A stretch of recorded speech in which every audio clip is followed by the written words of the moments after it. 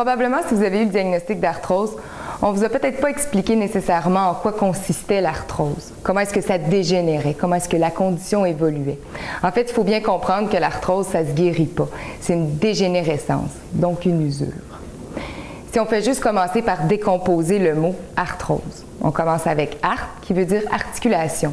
Donc, dans n'importe quelle articulation dans le corps, on peut avoir de l'arthrose.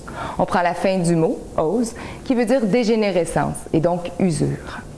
Deuxièmement, qu'est-ce qu'on entend par articulation normale? Une articulation normale, en fait, consiste en un cartilage qui va envelopper l'os. Ce cartilage-là, lui, continuellement, il se détruit et se renouvelle pour créer un équilibre parfait.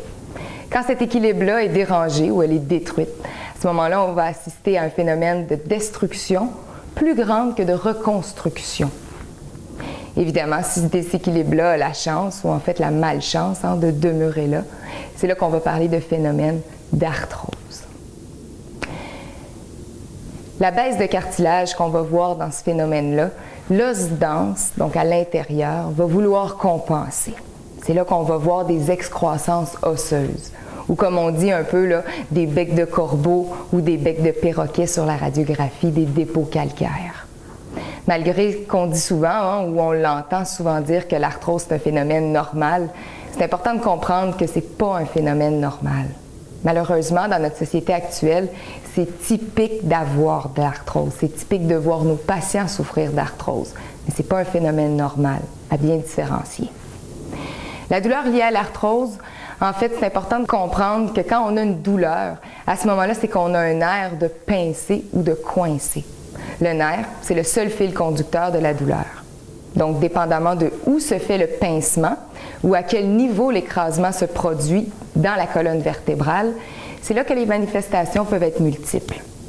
Quand on parle du haut cervical, donc vraiment dans le haut du cou, c'est les nerfs qui vont contrôler tout ce qui est au niveau de la tête. Les deux yeux, le nez, la bouche, les oreilles, les glandes, les sinus. Donc, on peut voir les choses comme des maux de tête, des sinusites après sinusites, des problèmes d'otite à répétition, etc. Quand on descend dans la colonne cervicale, le bas cervical, c'est ce qui va contrôler la nuque, les épaules, les trapèzes, on connaît ça, jusqu'aux bras, jusqu'au bout des mains et des doigts. Donc, engourdissement, perte de force, faiblesse, etc.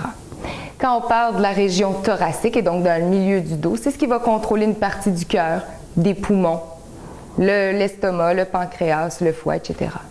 Dans le lombaire, qu'on va voir si souvent dans notre clinique, à ce moment-là, oui, on va parler des muscles du dos, les fessiers, le bassin, mais ça va contrôler les deux jambes jusqu'aux pieds et au bout des orteils. Donc encore là, engourdissement, crampes, perte de force, faiblesse, etc. Pour ce qui est de la cause d'arthrose, en fait, l'arthrose vertébrale, on le sait que c'est un déséquilibre anormal ou un stress anormal sur l'articulation, qui va causer nécessairement une perte de mobilité dans ces articulations-là, un frottement, une usure prématurée, etc.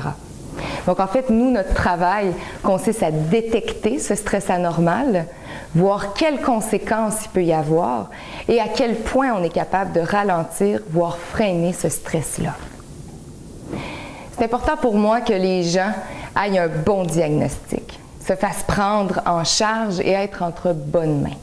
C'est pour ça qu'à notre clinique, on se fait un devoir de faire la consultation, l'examen physique, neurologique sans frais. Si vous pensez qu'on peut vous aider, vous voulez simplement une deuxième opinion, ça nous ferait un grand plaisir de vous rencontrer.